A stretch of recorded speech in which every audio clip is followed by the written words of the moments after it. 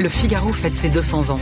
Du 14 au 16 janvier, Le Figaro retracera 2 siècles d'histoire à travers une exposition exceptionnelle sous la nef du Grand Palais. Archives, images inédites, débats et émissions spéciales. Le Figaro, 200 ans de liberté. Un événement unique, gratuit et ouvert à tous. Programmes et réservations sur lefigaro.fr. L'éditorial du Figaro. Le pape Léon XIV en Turquie et au Liban, la voix de la petitesse par Étienne de Montetti. Quelle signification revêt la présence du pape Léon XIV en Turquie et au Liban, au cœur d'une région du monde déchirée par les tensions et la guerre? Si les puissances locales et internationales ne parviennent pas à instaurer une solution, alors quel poids pourrait avoir l'homme en blanc, fort de son seul sourire et de sa foi?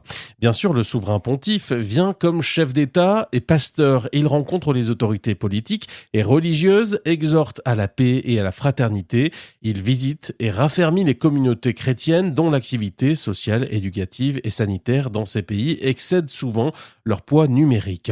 Mais convenant qu'il ne peut que pratiquer la diplomatie du symbole. Elle n'est pas insignifiante pour autant. Il l'a résumée d'un mot en Turquie en parlant d'une voix de la petitesse. Cette formule a été parfaitement comprise dans un pays où les chrétiens ne représentent plus qu'une part infime de la population, comme au Liban, où leur nombre décroît. Mais elle détonne à une époque où les puissances, que ce soit la Chine, les États-Unis ou la Russie, imposent des rapports de force technologiques, commerciaux ou militaires. Un pape ne voyage pas pour conclure des deals. Quels sont les moments forts de ce voyage? À Iznik, l'ancienne Nicée, Léon XIV a récité le credo aux côtés du patriarche Bartholomée, une poignée de mots essentiels qui forment et nourrissent la foi des chrétiens depuis 1700 ans. À Beyrouth, où il est arrivé hier pour la deuxième partie de son voyage, l'image que le monde gardera pourrait bien être, à n'en pas douter, celle du pontife se recueillant sur le port de la capitale libanaise, théâtre d'une dramatique explosion en 2020. Il ne proposera pas de solution de reconstruction, ni de plan politique, mais offrira sa seule prière silencieuse.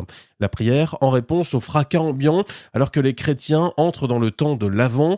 Léon XIV rappelle au monde que la naissance d'un enfant il y a 2000 ans à Bethléem fut un événement insignifiant à vue humaine, notamment au regard de la puissance d'Hérode ou de celle de Rome.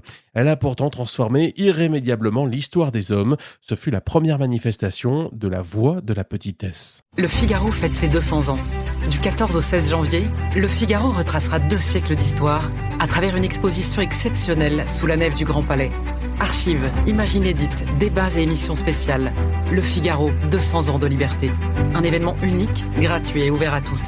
Programmes et réservations sur lefigaro.fr.